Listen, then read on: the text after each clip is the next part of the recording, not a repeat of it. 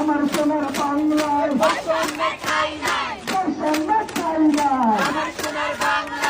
আমার এখন কিছু নাই।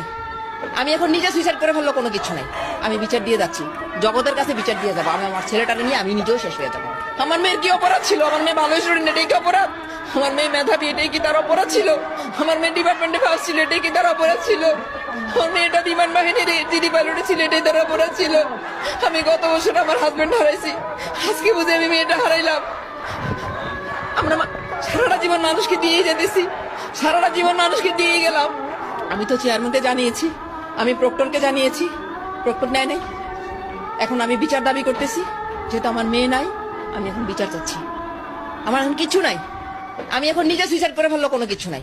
আমি বিচার দিয়ে যাচ্ছি, জগতের কাছে বিচার দিয়ে যাবো। আমি আমার ছেলেটাকে নিয়ে আমি নিজেও শেষ হয়ে যাবো। আমি নিজে শেষ হয়ে যাবো। সে তো অনেক স্ট্রং ছিল। হ্যাঁ, অবন্তিকা তো এরকম